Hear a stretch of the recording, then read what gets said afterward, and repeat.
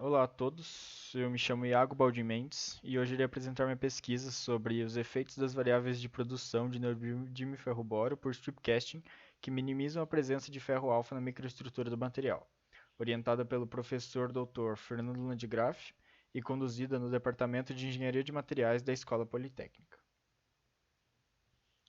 A mobilidade elétrica coloca novos desafios para os motores de tração.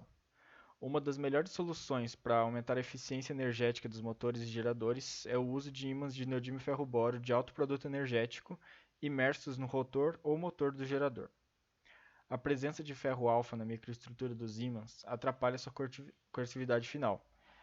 Temos stripcasting ou lingotamento de tiras como um dos métodos de produção que resulta na menor quantidade de ferro na microestrutura do material. Desse modo, surge a necessidade de avaliar o efeito das variáveis do processo de fabricação das tiras de neodímio ferro-boro e investigar a presença de ferro na parte inferior da tira, a fim de compreender como ocorre a formação do ferro na microestrutura do material. Quanto à metodologia empregada, utilizou-se 4 experimentos de controle de largura de tiras, medindo a massa de metal vazado e o tempo de vazamento, a fim de determinar o número de reinos de escoamento. A seguir, as amostras foram embutidas em baquelite e polidas com sucessivas lixas e soluções diamantadas, para que fosse possível analisar sua microestrutura no microscópio eletrônico e realizar o processamento dos dados e a comparação entre as amostras. Após as análises das amostras no MEV, a gente obteve diversas fotos e aqui tem uma representação da formação característica de ferro em cada amostra. No geral, foi notado que o ferro corria principalmente na parte superior da tira, e que a porcentagem de ferro em todas as amostras era extremamente baixa, estando em torno de 0,01 a 0,3%. A quantidade de ferro em cada amostra foi associada ao número de reinos de seu escoamento, e com isso foi possível montar um gráfico associando as duas grandezas.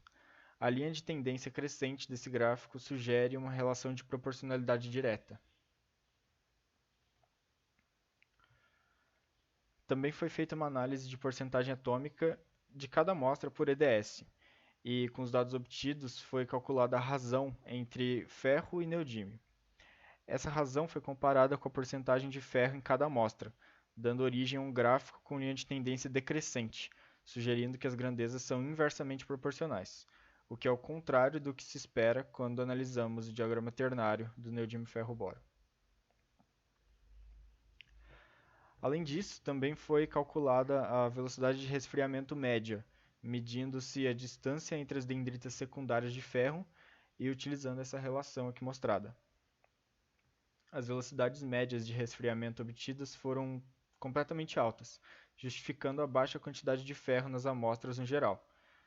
Porém, foram encontrados locais onde ocorreu precipitação do ferro, mesmo havendo marcas de alta taxa de resfriamento, e não se sabe explicar a presença do ferro nesses locais. Por fim, concluiu-se que há uma tendência de formação de ferro em locais onde a taxa de resfriamento é menor, e que resfriamentos em escoamentos laminares dão origem a ímãs com menos ferro em sua microestrutura. Porém, ainda não se sabe explicar a ocorrência de ferro em alguns locais. Eu gostaria de agradecer ao professor Fernando Landgraf por me orientar nessa pesquisa, ao Instituto de Pesquisas Tecnológicas por ter fornecido as amostras para estudo e também à Fundação do Desenvolvimento Tecnológico de Engenharia por ter apoiado o projeto. Muito obrigado a todos.